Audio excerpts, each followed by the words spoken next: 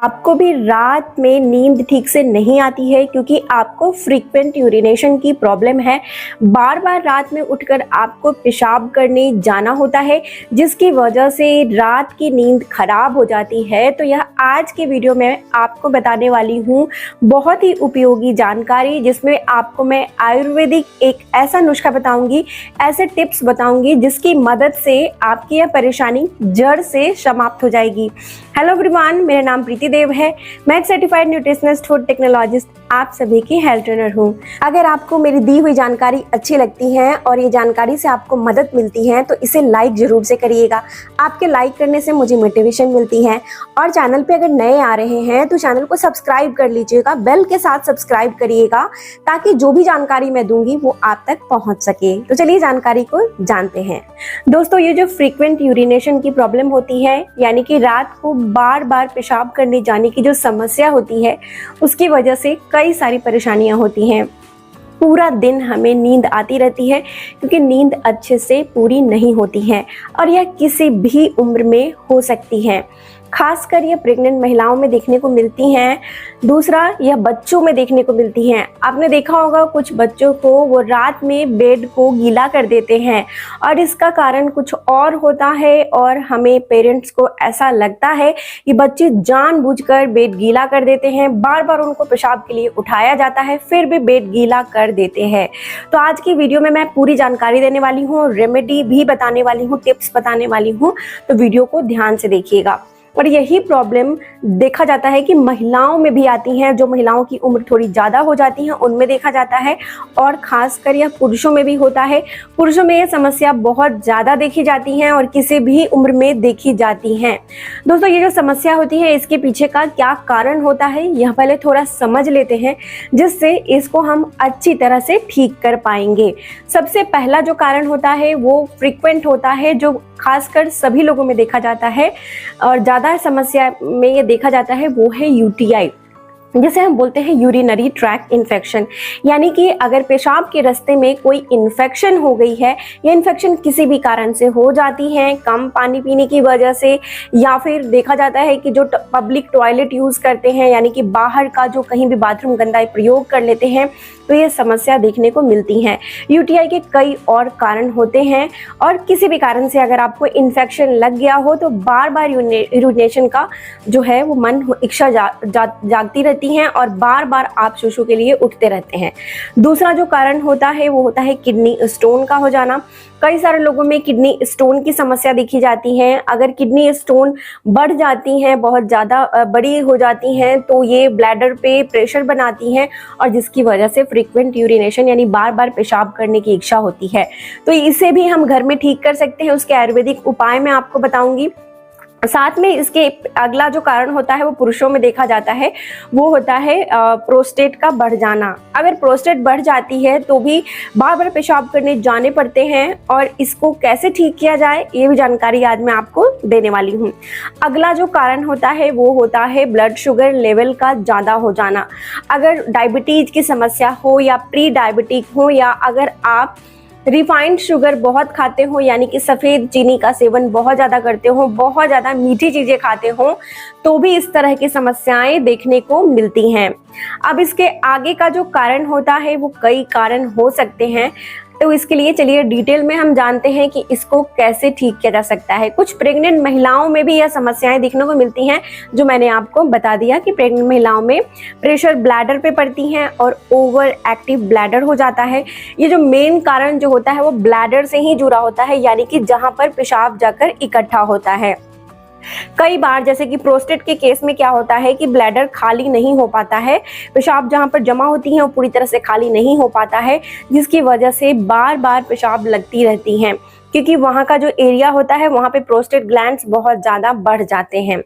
दूसरा जो कारण होता है वो डायबिटीज़ के कारण क्यों ज़्यादा होता है, क्योंकि डायबिटीज़ में हमारी मुँह सूखने लगती हैं और क्या होता है कि जो किडनी में बहुत सारे फिल्टर लगे होते हैं जहाँ पर खून की सफाई होती है और गंदे खून को बाहर पेशाब के थ्रू निकाला जाता है, वहाँ पे जो फिल्टर्स में अगर हम बहुत ज़्यादा चीनी खाने लगते हैं या रिफाइंड शुगर, मैदा, बाहर की बनी हुई चीज़ें जैसे कि तली भुनी चीज़ें खाने लग जाते हैं, तो भी देखा जाता है कि जो वहाँ पर चीनी जो होती है, कार्बोहाइड्रेट जो हमारे लिए अच्छी नहीं होती हैं, बहुत ज़्यादा खाना, प्रोसेस्ड चीनी, वो जाकर हमारे खून में प्रोटीन से जुड़ती हैं और लंप बनाती हैं, जो कि उसके फिल्टर साफ़ नहीं कर पाते हैं किडनी के, और वो जाके हमारे ब्लैडर में 2-3 बूंद भी अगर पानी रह जाती हैं तो बार बार दिमाग संकेत देता है कि और पानी पियो, और पानी पियो। इसीलिए हमारी मुँह सूखने लगती हैं, हम और ज़्यादा पानी पीते जाते हैं, और जिसकी वजह से बार बार हमें यूरिनेशन लिए जाना पड़ता है। दोस्तों, आपको क्या क्या चीजें अवॉइड करनी चाहिए वो वीडियो के अंत में बताऊंगी कि क्या क्या चीजें आपको नहीं करनी चाहिए जिसकी वजह से और ज्यादा बढ़ जाती हैं। तो चलिए सबसे पहले इसके बारे में हम जान लेते हैं कि इसके रेमेडीज क्या हैं, कौन कौन सी चीजें आपको खानी चाहिए। सबसे पहले नंबर 1 पे मैं आपको बताऊंगी पंपकिन सीड्स। पंपकिन सीड्स को हम कद्दू के बीज बोलते हैं, और कद्दू के बीज काफी फायदेमंद होते हैं इसको ठीक करने के लिए। पंपकिन सीड जो होते हैं यानी कि कद्दू के बीज होते हैं, उसका कैसे प्रयोग करना है ये भी मैं आपको बताऊंगी। पंपकिन सीड्स में बहुत सारे फाइटोसाइनिन्स होते हैं, दूसरा इसमें मैग्नीशियम होता है, और इसमें जिंक होता है। ये तीनों ही चीज बहुत ही फायदेमंद होते हैं बार बार पेशाब करने की समस्या को दूर करने के लिए, क्योंकि ये हमारे ब्लैडर को, जिसमें पेशाब इकट्ठा होता है, उसको मजबूती यानी स्ट्रेंथनिंग करने का काम करते हैं। ब्लैडर जब स्ट्रेंथन होता है तो क्या होता है, जब ब्लैडर में जब शूशू जाती हैं तो वो एक्सपैंड होता है यानी कि बड़ा हो जाता है, और जब उसे बाहर निकालना होता है शूशू को, तो वो दिमाग संकेत देता है, न्यूरॉन संकेत देता है कि ये भर गया है, अब इसे खाली करना है। तो जब ये खाली होता है तो ये एक्सपेंशन जो है वो धीरे धीरे कम होने लगता है, यानी कि कॉन्ट्रैक्शन होता है, और जिससे पेशाब बाहर निकलती हैं।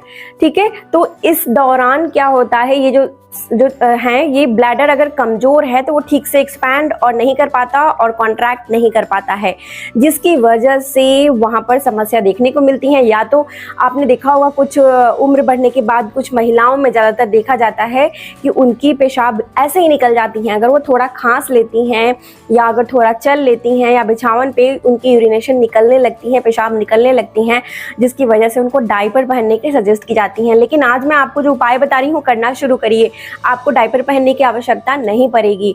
इसके लिए आपको पंपकिन सीड्स लेना है, यानी कि कद्दू के बीज लेना है। कद्दू के बीज बहुत फायदेमंद होते हैं। कद्दू के बीज का प्रयोग बिना छिलके वाला जो हरे रंग का है ना, वैसे करना है। उसको क्या करिए, पानी में 1 मुट्ठी आप कद्दू के बीज ले लीजिए। ऐसे अंदाज से मैं आपको बता रही हूँ, अगर टेबल स्पून से आप लेंगे यानी बड़े चम्मच से लेंगे तो आपको 3 टेबल स्पून लेने हैं। 3 बड़े चम्मच से कद्दू के बीज लेने हैं, और इसको पानी में भिगो के 6 से 7 घंटे के लिए भिगो के छोड़ देना है। 6 से 7 घंटे इसे पानी में भिगो के रखिए। उसके बाद एक सूती कपड़े में, यानी कि जो कॉटन के कपड़े होते हैं ना, क्लॉथ्स, उसमें आपको इसे डाल देना है। या फिर अगर आपके पास स्प्राउट मेकर है जिसमें हम अंकुरित चीज़ें बनाते हैं, उसमें रख दीजिए। कैसे भी आप इसे अंकुरित कर लीजिए। तो अंकुरित करने के लिए आपको 3 घंटे लग जाएंगे, तो टोटल आपको 9 घंटे लगेंगे। ठीक है, पहले पानी में भिगोइए फिर अंकुरित करिए। और अंकुरित में ये बहुत ज़्यादा अंकुरित नहीं होगा, हल्का हल्का इसके टिप निकलेंगे जैसा मैं फोटो में दिखा रही हूँ, और इसे आप खाना शुरू कर दीजिए। ये आपके ब्लैडर को मजबूत बनाएगा, और जब ब्लैडर आपकी मजबूत होने लग जाएंगी तो आगे चलकर उसमें कोई भी जो समस्या है वो नहीं आएंगी, और इसके जो उम्र होने के बाद जो पेशाब निकलने लगते हैं, लीक होते हैं, वो समस्या भी नहीं आएंगी, और फ्रीक्वेंट यूरिनेशन को भी यह ठीक कर देता है। ये सभी के लिए बहुत ज़रूरी है, तो ये आपको लेने चाहिए, और इसका रिजल्ट आपको मिलेगा, 100% मिलता है। लगातार 1 महीना आपको इसे लेकर देखना है, आपको इससे रिजल्ट मिलता है।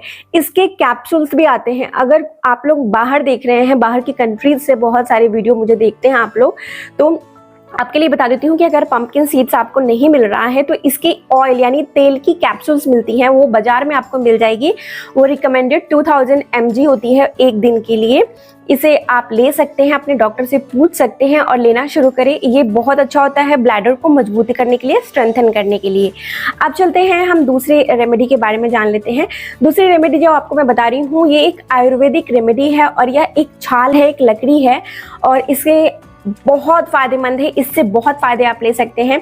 यह छाल जो लकड़ी है वो हमारे जो पेशाब की किसी भी तरह की समस्या है, या फिर वो यूटीआई हो, या फिर वो आपको शुगर के बढ़ने से हो रहा हो, चीनी के बढ़ने से हो रहा हो, या किसी कारण से भी हो रहा हो, प्रोस्टेट की वजह से हो रहा हो, या इन्फेक्शन लगने की वजह से, किसी भी कारण से अगर ये समस्या आप में देखने को मिल रही है तो इसमें यह काफी फायदेमंद होते हैं। साथ ही साथ यह गाउट की समस्या को भी ठीक करता है। जिनको भी गाउट की वजह से उंगलियां टेढ़ी मेढ़ी हो रही हैं उनके लिए भी बहुत फायदेमंद है। और जॉइंट पेन इन्फ्लेमेशन को दूर करने के लिए भी बहुत फायदेमंद है। वजन को कम करने के लिए फायदेमंद है। इन्फ्लेमेशन की वजह से वेट अगर बहुत ज्यादा बढ़ गया है, फैट बढ़ गया है शरीर में, तो 200% जो कारण होता है ब्लैडर को, वो ब्लैडर कंट्रोल खराब हो जाती है, जिसकी वजह से फ्रीक्वेंट यूरिनेशन होती है, बार बार पेशाब आती हैं। तो इसीलिए ये आपके लिए बहुत फायदेमंद है। ये लिख लीजिए कहीं पे, मैं आपको दिखा रही हूँ। ये है वरुण की छाल। वरुण की छाल यह एक आयुर्वेदिक रेमेडी है। और जो लोग गाँव में रहते हैं उनके लिए बता दूं कि वरुण की छाल की पेड़ मैं दिखा रही हूँ। देखिए कुछ इस प्रकार से होते हैं इसके जो पेड़ होते हैं, इसकी छाल का प्रयोग किया जाता है। वरुण की छाल के प्रयोग बहुत फायदेमंद है। किसी भी तरह के, अगर आपको किडनी स्टोन की वजह से समस्या हो रही है, किडनी स्टोन में क्या होता है कि छोटे छोटे स्टोन्स बन जाते हैं, बड़े होने लगते हैं आकार में, और अगर वरुण की छाल का प्रयोग अगर सही तरीके से करना शुरू कर देंगे तो ये किडनी स्टोन को तोड़ तोड़ के पीसेस में निकाल देगा, और जिसे आपके मूत्र मार्ग से निकल जाता है पेशाब के साथ, और जिससे आपको जो वो दबाव बना रहे ब्लैडर पे वो कम हो जाता है, और फ्रीक्वेंट यूरिनेशन यानी बार बार पेशाब करने की समस्या दूर हो जाती है। तो आपके लिए बहुत फायदेमंद है। अब सवाल उठता है कि इसे कैसे खानी चाहिए। वरुण के छाल का पाउडर मिल जाता है आपको, आप इसकी पाउडर ले सकते हैं। 1 चम्मच पाउडर आपको ले लेना है, और 2 कप पानी में इस पाउडर को डालकर, जिसे हम ग्रीन टी बनाते हैं यानी चाय बनाते हैं वैसे मीडियम फ्लेम पे इसको उबालना है। अब ये 2 कप पानी 1 कप के बराबर हो जाए तो छान ले पानी को, और उसके बाद इसे हल्का गुनगुना करके आप ले सकते हैं।